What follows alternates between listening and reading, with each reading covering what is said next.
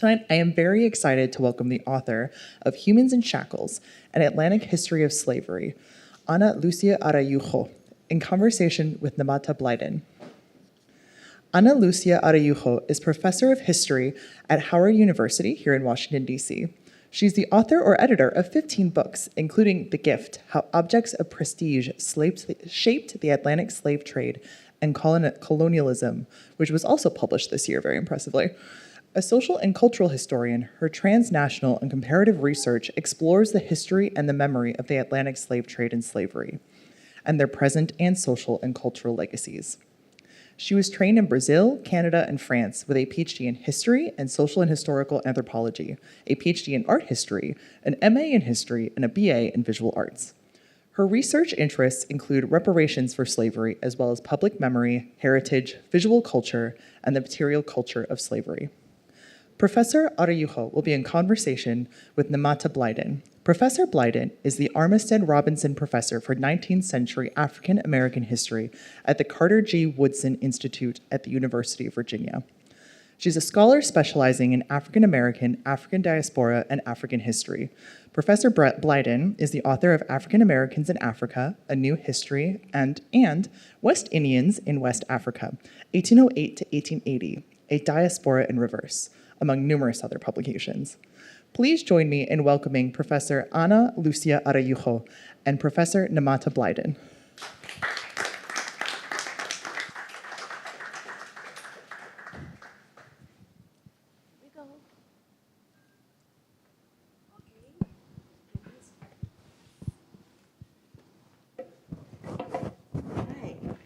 Thanks for that. I guess I get to start. Hello, everyone. Thank you for coming. I'm very excited to be talking, even if just for a little bit, we don't have a lot of time, with Ana Lucia. So I'm just going to jump right in. Okay. So now let me look at the time. I've been given strict instructions. Okay. All right. So Ana Lucia, I'm in the middle of teaching my Introduction to African American and African Studies course. And I've been reading the book alongside the course, and you see it's a big book, so I have been really reading it for quite a while. No, just kidding. It's actually quite an easy book to read. And it's been very interesting and very helpful, too, because in that class I take a diasporic lens, and coincidentally this week we actually were talking about South America and the Caribbean. So I found myself rewriting the lecture after reading the chapters in your book to include these wonderful nuggets that you give us. So I think I'm going to start broadly by asking you, for the benefit of the audience, who I'm assuming most of you have not read the book, but you will. Believe me, after today, you will buy the book and read it. Tell us what you hope to achieve in writing this book. Thank you, Nemata, for doing this, for being here, and thank you all who are here today to listen more about the book.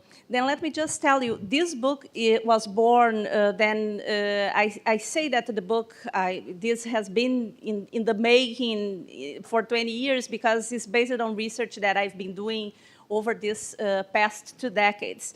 But the book indeed was born from, on the one hand, from the research that I have been doing on memory and history of slavery and the Atlantic slave trade, with a particular focus and from the perspective of the Brazilian slave trade, because Brazil is the country that imported the largest number of enslaved Africans in the Americas. There is more than 10 times the number of Africans that were brought by force to the United States.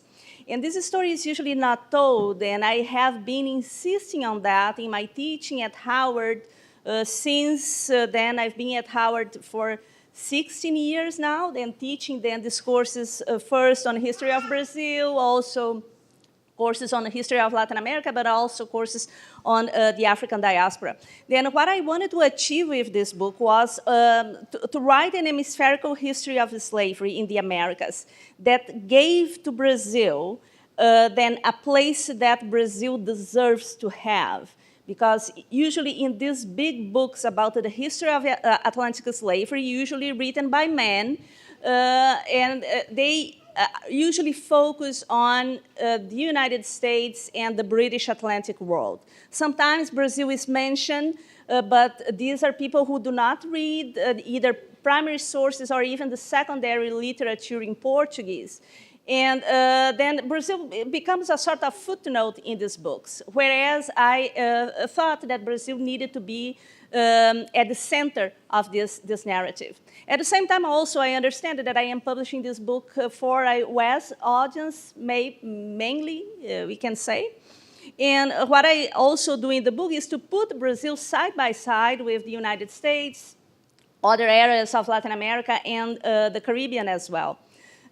Another point that I felt that in existing books, especially these books that are intended for a broader audience, that elements that were not there, is Africa. Then Africa usually is something that remains behind and is not taken into consideration when you are writing these histories.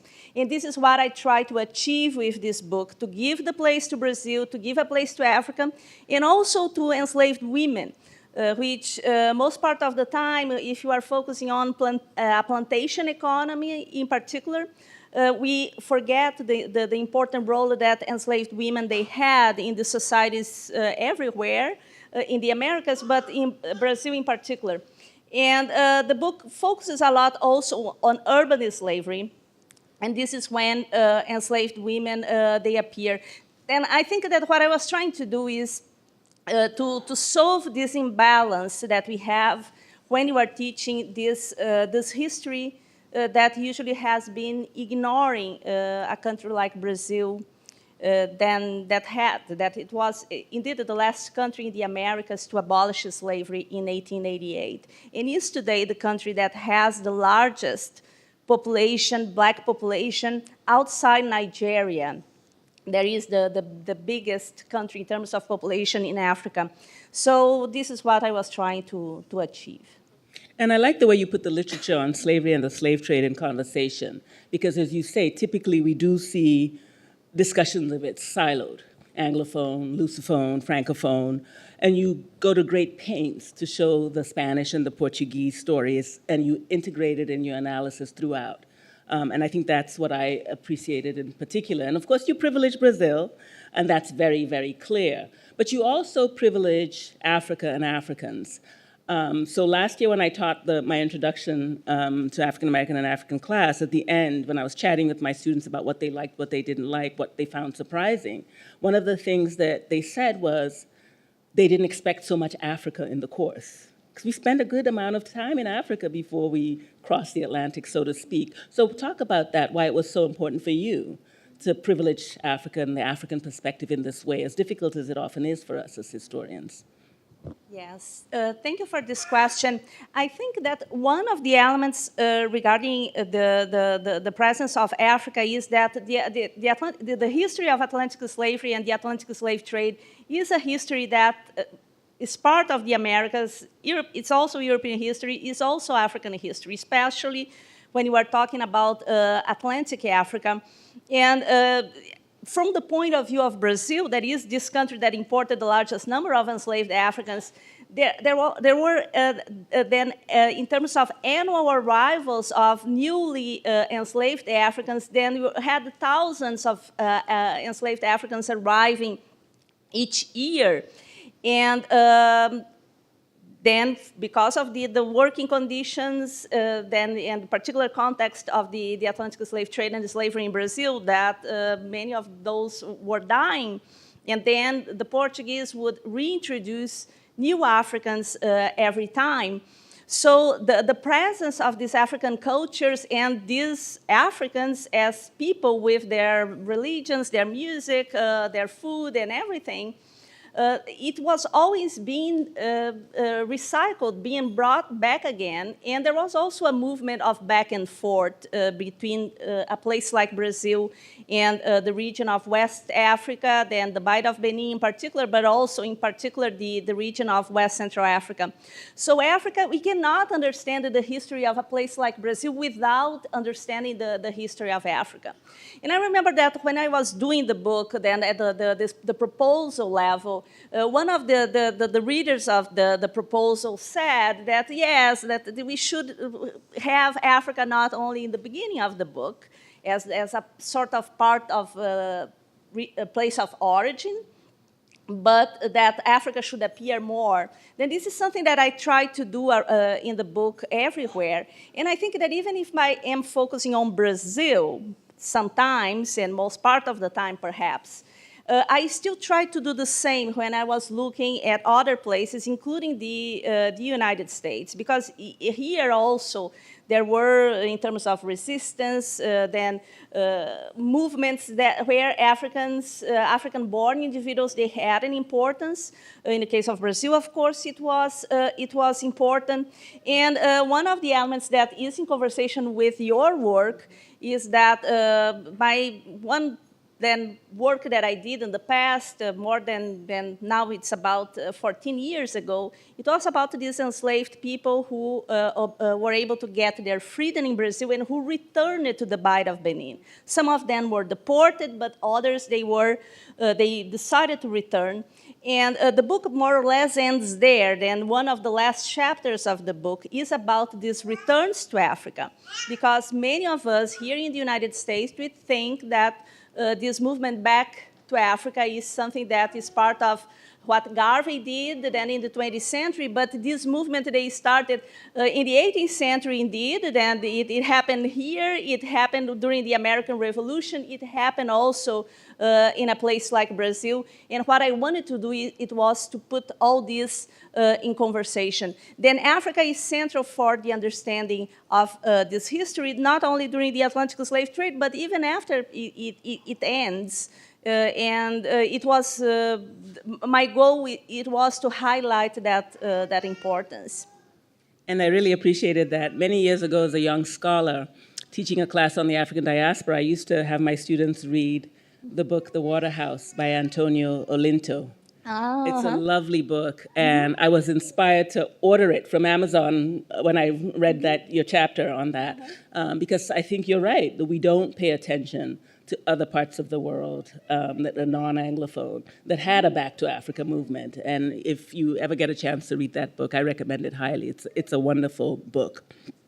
So you pay great attention in this book to representation in different ways, whether in your use of visual representations or in thinking about how African-descended people are represented and represent themselves. Can we talk a little bit more about that? Because I know that's a big part of your work in general. Mm-hmm. Thank you. Well, I would say that this is part also of a perspective that I bring into the book that is part of the other work that I did, then the work that I did in the past and still do, that focuses on memory, then on how we represent the past today and how the past associated with Atlantic slavery and the Atlantic slave trade matters today, in terms of the creation of monuments, museums, movements of people that are reclaiming this past. So I believe that the perspective that I can bring in this book is to bring this perspective of memory, even if I am doing traditional history, then based on primary sources and secondary sources and developing arguments. I am also trying to highlight, to emphasize the lived experience of peoples who were enslaved back in the time. And this is a perspective that memory can give to us. So another dimension of my work as well is that most historians, what we do is to work with written sources, then with written documents. There are in the physical archives. However, there are many other sources, and especially I would say that there are visual sources, then visual images. We have photographs, we have engravings, all kinds of drawings, illustrations in travel accounts. We have also photography. And these sources, they are also as important as written sources when we are writing these histories. Also material culture, then objects that people created, that they manufactured, that they transformed. All these sources, they are also, I would say, crucial to tell these stories. And especially they are crucial to understand the stories of people who at the time, and if you take the example of Brazil in particular, that were illiterate, who didn't know how to read and write, And we have then these other sources, they help us to have a window to this past that through written sources, sometimes they are not possible. Then the book is also an invitation to do that, an invitation to historians and other scholars to also consider these other sources as valid sources to tell this history of this painful past. But can we talk about how problematic sometimes those can be? Of course. Yeah, the problem is that they can be problematic. Why they are problematic? For example, in many cases, these are sources that are created then by Europeans or people of European descent, or as we say, white people then who are enslavers and not enslaved people. And of course, that these sources, they have a point of view. However, all sources, they have a point of view, and many of these written sources that we are working with, they were also created and mediated by people that were not the enslaved people. Then we have to apply that filter that also to the visual sources. The problem that we have is that as historians, we are not trained to do that. Then we are trained more to see how beautiful this picture is, or if you see a picture, we have that impression that the picture represents the reality as it was. Yet it's not the case. But even if it's a representation that carries the bias of these individuals who created these images, it still then can let us know a lot if we combine the sources with other textual sources, sometimes with oral sources and material sources, we can have a more complete picture, I would say, and sometimes even fill in the gaps in places where we do not have written sources, and this can be the case for so many things. We do not have, for example, descriptions or records about a particular place. It can be a building, a landscape, but you have a photograph, but you have a drawing.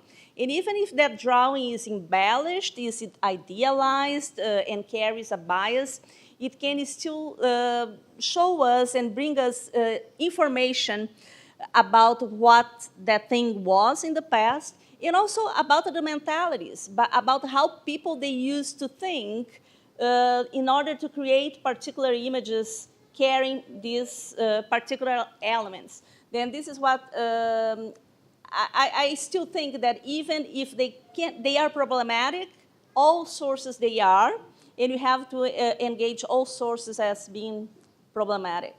And sometimes that's the only way we can get an African point of view, unfortunately, right? So you've talked a little bit about women, but I want you to talk a little bit more about your choice to center women in this way. Connected to the last point that we just made, it's difficult to access, right, the stories of women. And so maybe talk a little bit about that and your decision to do that. Thank you. Thank you for this question. I think that we have this idea that histories of women, they are difficult to assess.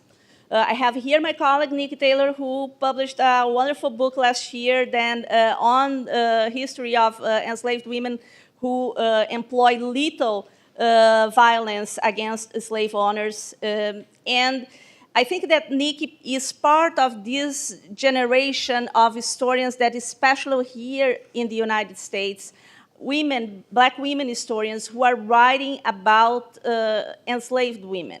And then if in the 1980s these stories could not be told because the sources didn't exist, quotation marks, now we have a wave, a tsunami of books written by Black women, historians, that are showing that this is not true, that the sources are there.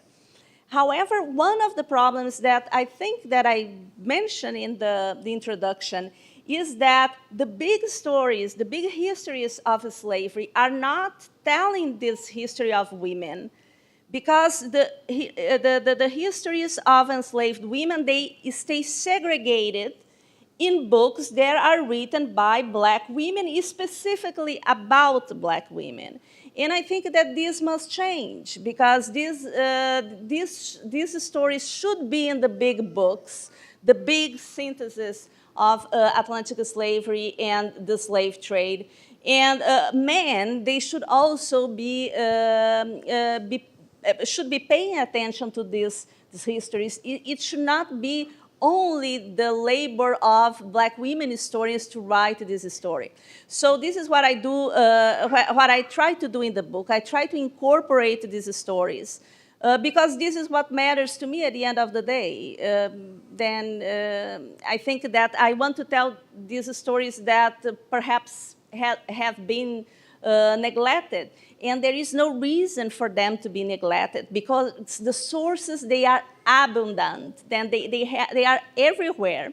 And it's just that perhaps people, they were not willing to look at those. And especially in a country like Brazil, that there is this story about the demographic imbalance, the fact that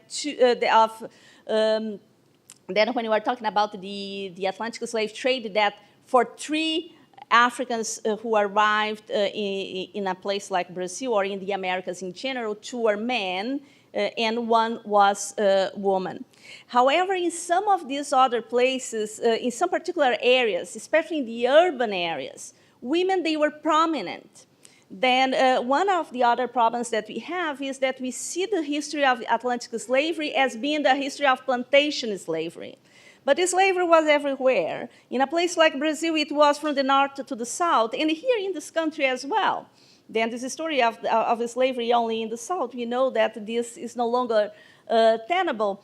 And in the places in the north, and even the places in the south, like Charleston and elsewhere, women, they were prominent. They were prominent, and the cities could not exist without the labor of enslaved women. And here I'm not even talking about the central issue that is reproductive labor.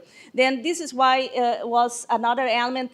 I write a lot about things that bother me in the sense that I am reading these books, I am teaching these histories, and at some point there is no reason why some dimensions are not being taught and are not being written about. And this is what I try to do in the book, to compensate what I perceive as being gaps. So you're taking me into my next question, and I know you have a lot to say on this. It may well be my last. Because I'm talking to you, I'd be remiss if I didn't bring up the subject of citation, which you've just talked about, and the importance that you put in citing women and underrepresented scholars. You very deliberately, in this book, mention scholars by name. You credit them for the work that you're building on. And so I want you to talk a little bit about that, because I know this is something, as you've just indicated, that you're very passionate about. Thank you, Nemata, for that. You know that this is a book that we write these academic books that are going to be read only by very few people. Sometimes you don't even have book talks in a bookstore. This is a book that is intended to be different. I don't know if many people will read, but I hope that more people will read. So when we do this kind of synthesis, that is a book that covers a lot of ground, we have to, I cannot do the archives of everything 300 years, then this is an impossible work. Then I am relying, of course, on work that I did because I have other languages than English, than Portuguese, French, Spanish. But in addition to that, I have to look at the documents, the primary documents. I also have to look at the literature of then the works that other people did, and I am relying on their work to build this narrative in the book.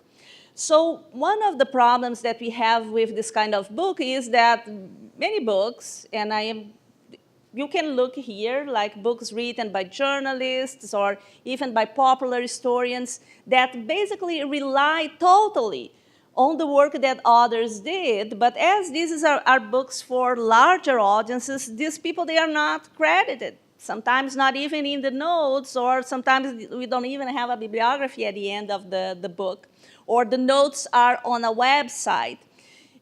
This is a kind of book that is in the middle of that. Then I wanted to have the book accessible, but at the same time, I wanted to have the notes.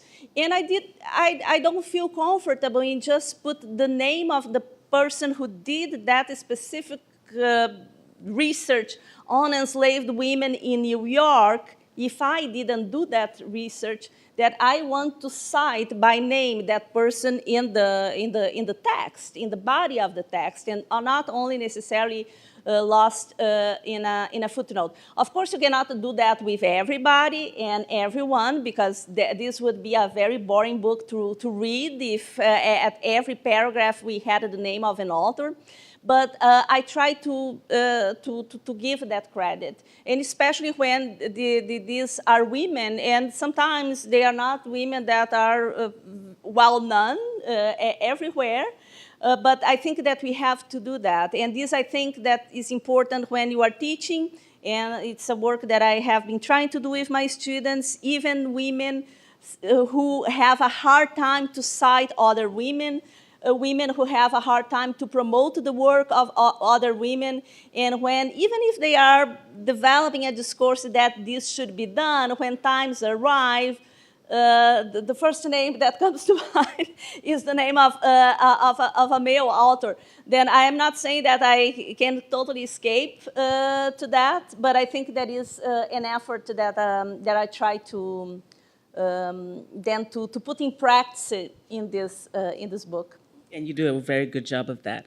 So I think we're going to open up in a minute, but I want to ask one last question, which is, I mean, this is a field that you're well steeped in, but I'm just curious, you spent so much time on this book, what was the most interesting thing maybe that you found, or that,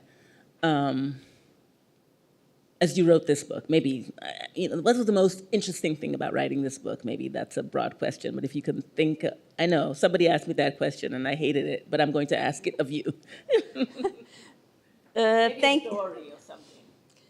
Oh, there are so many stories that I cannot tell here because we are being filmed, but I will keep those for another time. But I think that there are two elements here. Then the first one is that I think that I was able to find a balance in terms of what I want to do and how I see this history of slavery in the Americas, which is, on the one hand, I want to emphasize the elements that are specific to a place like Brazil, for example, or to a place like the United States. And, but I want to find the elements that are the commonalities.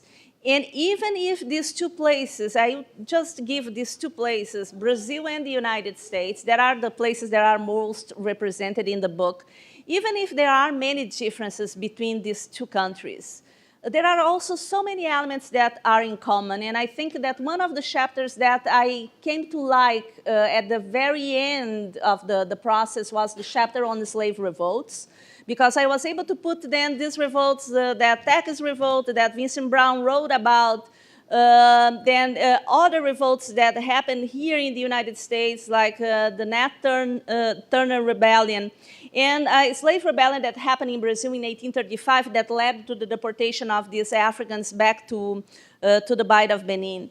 And it's interesting to see how the many elements in common that all these revolts they had, and also to see how a revolt like the one of 1835, there is a prominent historian in Brazil, João José Reis, who wrote about that revolt. But at the end of the process, I started finding, for example, a newspaper news about the revolt that everywhere, then in newspapers around the world that were reporting on that revolt that happened in Brazil in 1835. Then at the end of the day, if there are so many elements that are specific to these countries, we cannot see slavery and study slavery without considering the elements that were common. The other element also that perhaps it doesn't have to do with the content of the book itself is that writing a book of this kind is draining and is I didn't feel the same. I didn't have the same impression when I wrote other books that were more academic books. This book is something that I put myself more in terms of the writing. And this is very draining. Then there is something that got out of me when I finished this book, and I don't know exactly what it is, but I think that it's something that escapes our control. And I think that this is the beauty of doing this kind of work, because as historians, we do research, we travel, we have a hard time trying to organize our sources and transcribing them and reading them. Then the writing process is also something that can be difficult. But I think that in this book, I was able to put myself more on that, and it was an interesting process as well. Writing synthesis is hard. I will never do it again. So we'll open up to the audience for questions. I think we have, right, about 20 minutes, maybe? Yeah? Don't be shy. Hello, Dr. Araujo. Thank you again for this conversation regarding your work. I have a question for you. Basically, since this is done, right, since you completed this book and your research, and the words are, they've written down and they've been printed, what do you, as you sit here now, kind of wish you added, or what do you see in any future editions that you would add to accompany those words? Thank you. Well, I would say that the book came out just last week. Then it's something that I didn't process yet. I didn't even read the thing as, you know that when you write and you publish this kind of book, you cannot start immediately looking at it. Then it's something that I still don't know. I hope that I will be able to correct the mistakes, the errors that I left behind, because this is something that you can be sure that no matter how many times you revise what you do, yeah, and I think that the problem also, there is the problem of the size of this kind of work. It's not something that you can add much. Then there is one chapter towards the end, there is a chapter that comes more close to the present. Then these are chapters that perhaps you can revise, but it's not like a book, for example, as I did in the past on the history of memory, that one that I published in 2020, that in the book, the statue of Colston in Bristol was still there, the picture that I took, and when the book was published, then 6 months later, was in print, Colston was no longer there. Then that is a book that if I had to write a second edition, I would have to update that. This is a book that I don't have much of that problem. This said, there is so much literature and new studies and new work that is being published like on a weekly basis that is hard to keep up. And I think that, who knows, perhaps there will be things that are written here that we need to be revised in the sense that there are not necessarily accurate, because historians, they are always finding new documents and new sources that contradict the views that we used to have. Another question? Yes.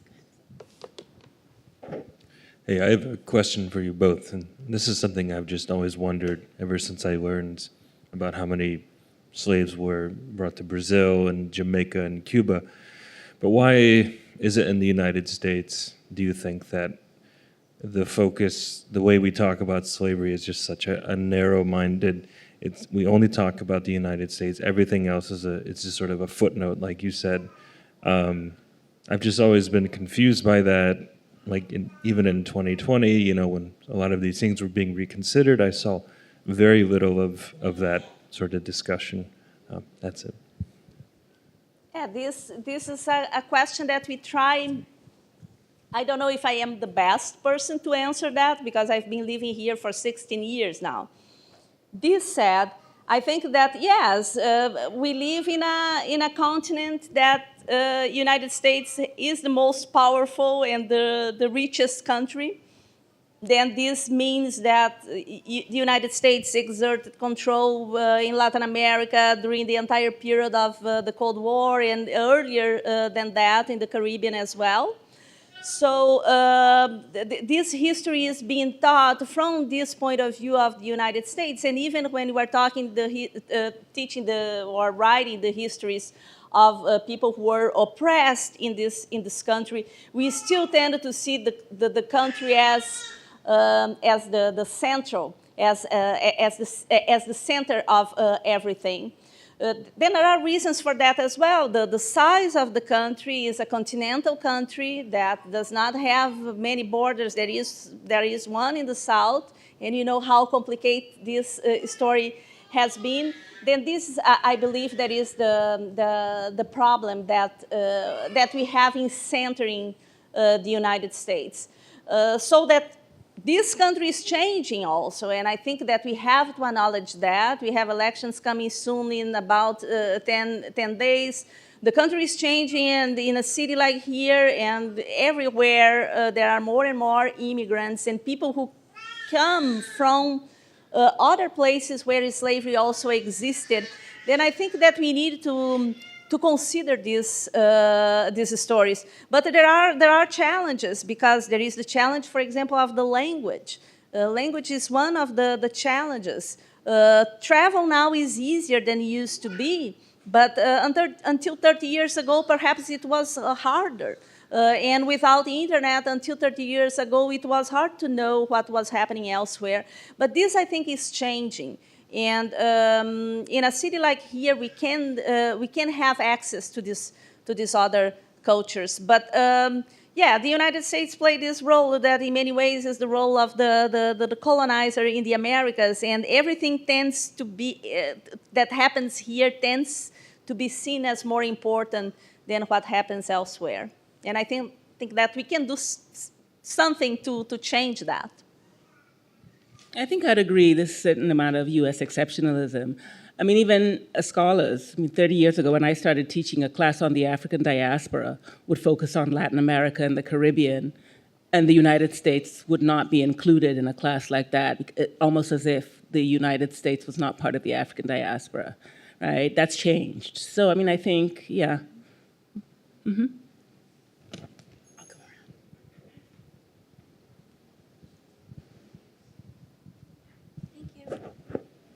Hi, thank you so much for this. My parents are actually Brazilian, and I grew up going to Brazil frequently. And one thing I noticed growing up in the United States and traveling to Brazil often was that the way I was represented, like my race in Brazil and my race in the US seemed not always the same.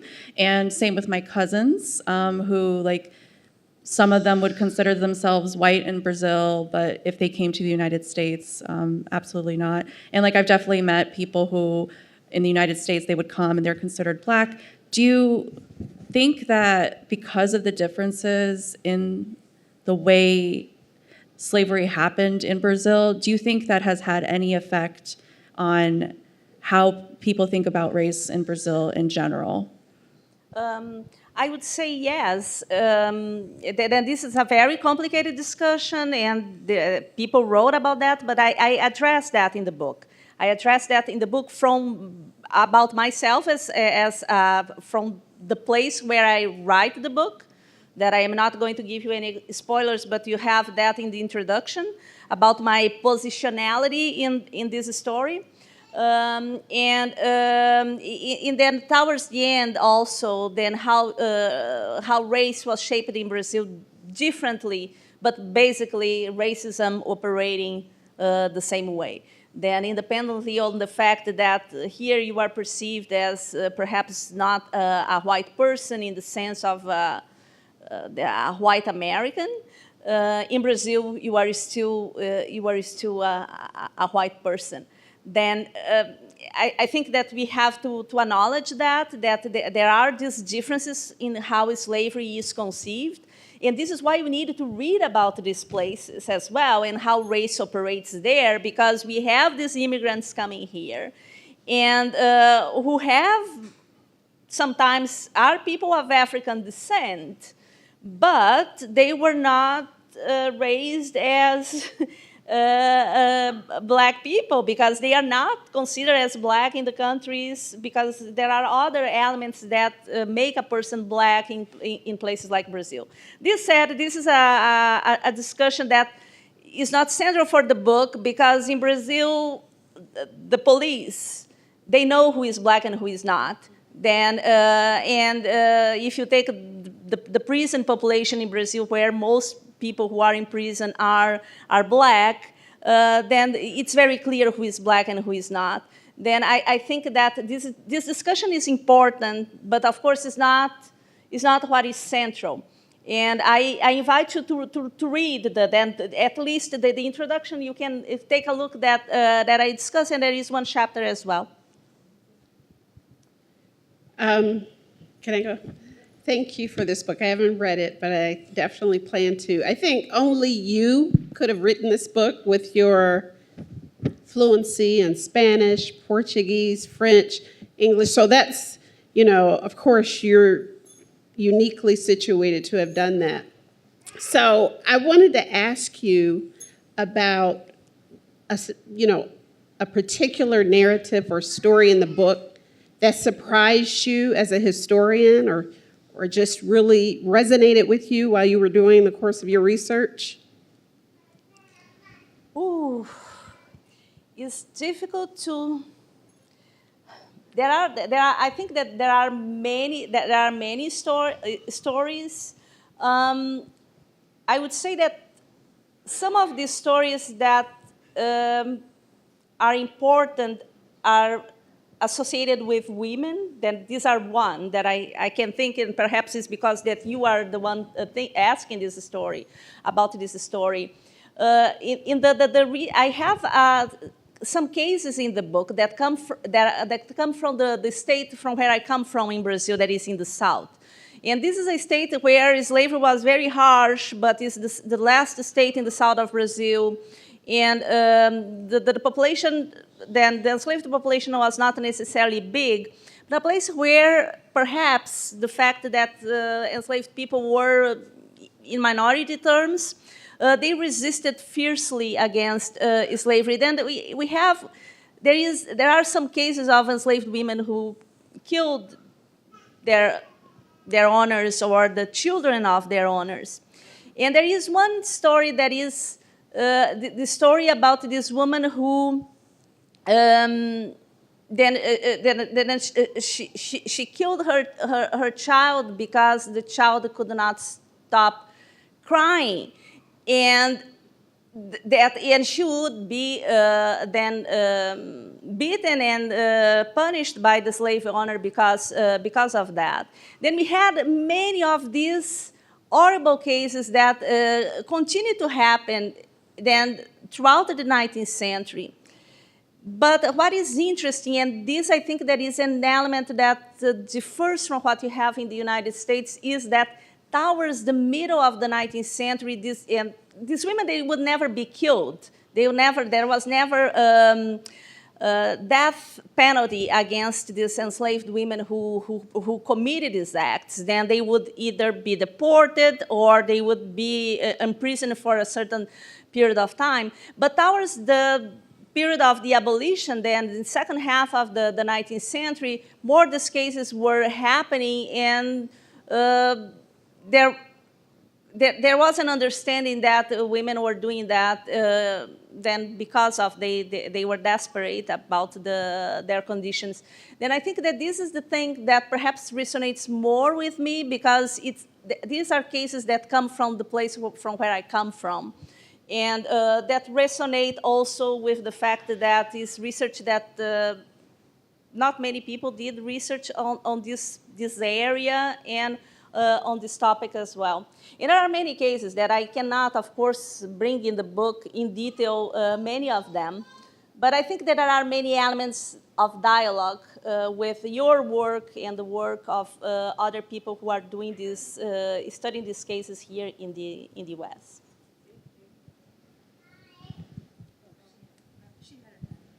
Sorry. Oh, well. Which one? Thank you. Sure. Thank you. congratulations on your new book, Anna. It's actually ×2 because we just bought the other one, and here's another one now. So I have a question for both of you. So your work is clearly addressing this gap between Africa and the African diaspora, right? There are a number of new books that are coming out now about the diaspora that are taking Africa seriously. And while listening to you both speak, I started wondering, what about the opposite impulse? What would it look like if people writing about Africa took the diaspora seriously, not just in terms of people returning, but actually writing African history with this diasporic or Atlantic lens? I see a lot less of that, and I wonder, is it desirable? Is it possible? Why are African histories so lopped off? And this matters because where I'm from in Nigeria, there's amnesia about slavery. People don't talk about, what happened, why people were enslaved. You can be in a former slave port, and nobody will talk about slavery. We don't have the forts like they have in Ghana or other places. So I was just thinking, what would it mean if people writing about Africa, thinking about Africa, thought about the diaspora in serious terms historically? You talk a little bit about that. Go ahead. You go first. All right. I mean, I think maybe there's a little bit of that. Certainly, I mean, I'm not up on, trying to think. I mean, I wouldn't say that African scholars don't think about the diaspora. Again, I'm not sure if you're talking about historians, you're talking about historians, right? Yeah, that's a hard one because I think, in the 19th century, Africans did engage with the diaspora. So you're talking about contemporary historians like us and not engaging with the diaspora. Separately from that, yeah. And I guess you're right. I guess to some extent that's true. I don't know. You stumped me there because I think it is important. And I don't know, perhaps because we know so much about the African diaspora and we're still unearthing, right, African, elements of African history. Maybe that explains it. I don't know what's coming out of the continent, right, that, at least in my area of interest, that does what you're saying. And so you're right. That's all I can say. I guess I'm just going to have to throw my hands up and say you're right. But I'm going to think more about it because I can't believe that that African scholars ignore the diaspora that much now. Mm-hmm. Yeah.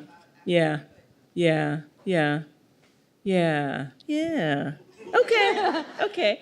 Well, I have to say though, I remember doing the demonstrations, the George Floyd demonstrations. I was asked to give a talk by some African scholars in South Africa.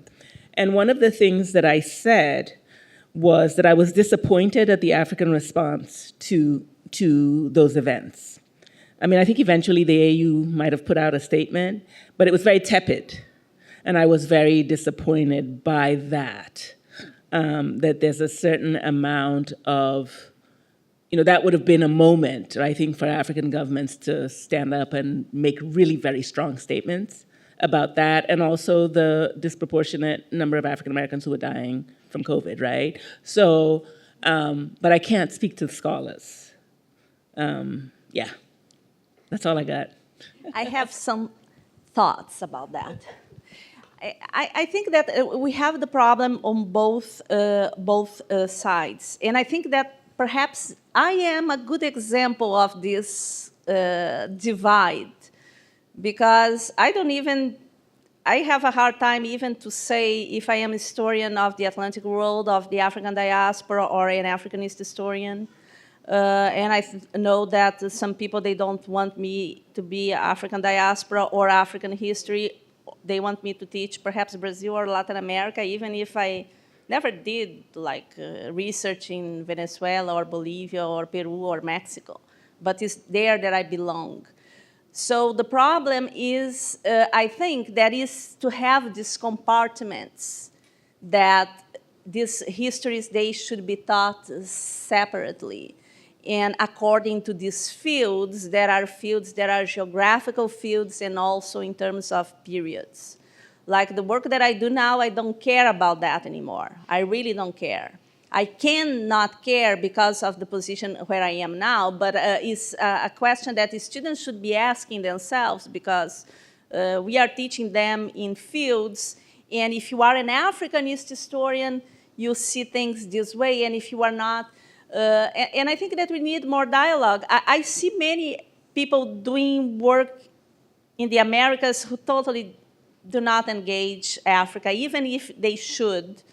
I believe that also perhaps some doing African history also do not want to understand these connections, because even if we think in terms of diaspora, we think in terms of people who left and formed communities in other places. But these movements, they are always going back and forth, and especially the time that we live now, then these things are all connected.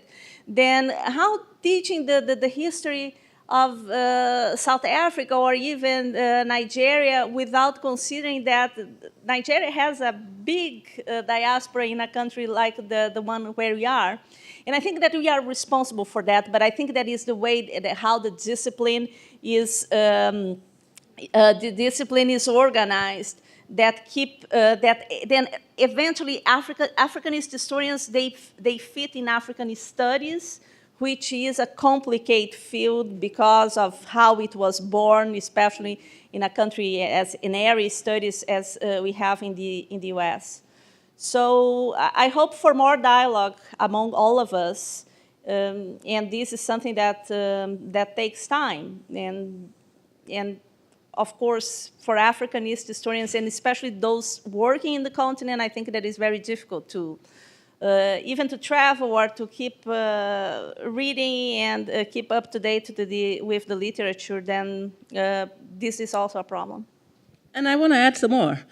Now I've thought of something. I was trained as an African historian, and I always understood the connection between African and the diaspora. So I think, maybe if you go to South Africa, you might find what you're looking for. Maybe if you go somewhere else, right? So maybe what you're asking is specific to Nigeria.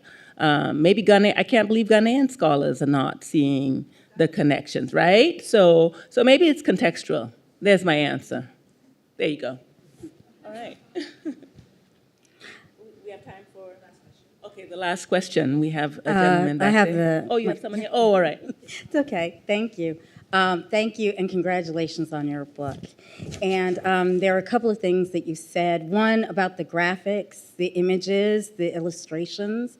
I really deeply appreciate that. In the work that I do, public history work, I had to use some images, and we paired them with quotes from people of African descent so that the visitor could actually see the image through the lens of someone of African descent, right, to orient them in their engaging with the image. And then the other thing you mentioned was about citations. I deeply appreciate that. An exhibition that I worked on, we have a 300-page script, and it's footnoted. But the issue is, where do we put the information? And so it really makes me think, because the same thing has occurred doing a digital platform, and ideally I wanted to have a bibliography, but we are limited in how much space we use, that real estate. And so I think it's a very important point and something people should be thinking about, doing public history, doing exhibitions, doing digital pieces, because our audience asks, who are the scholars I should be reading? They're asking. And so it's not just the text, the scholarship that you all offer, it's also as advisors on some of our work, which is extremely important for people to know. This is where we're getting this information from, in addition to the primary source materials and what have you, so I think that's important. And then my one question is, you mentioned about, I want to say affect, really, or how it was kind of intense for you writing this. And I'm wondering if you could expound a little bit more on that, if it was from a personal level or if it was just draining based on the volume of work and the stories you were encountering. Thank you, Mary, for these questions. And I think that it's important that you bring the public history dimension, because, of course, you produce catalogs as well. And there are people who are invited to write in these catalogs, but they are not necessarily the people on which the research that is there in some exhibitions drew on, then I think that is an important dimension that you bring. Regarding the draining, I think that came from both, and I don't know exactly, it's still hard to process, but I think that is the fact that when you are talking about stories and a history that is still resonates with the present, that is still so present, and we are part of this history. And also there is also the fact that I wrote this book mainly then during the pandemic. And this completely, then the person that all of us we were like back in 2019 is we are very different. I think that what we would be if the pandemic didn't happen. Then this book is part of that isolation as well. And then I think that is perhaps because of that I was able to be much more introspective than I would be. I don't even know if this book would exist if it was not the pandemic. Then it's a tragedy that is also part of that. Then I would say that it's both, but it's something that I still do not know what it is exactly. Then I have still to think about that. Well, please join me in thanking Ana Lucia. She'll be signing books afterwards.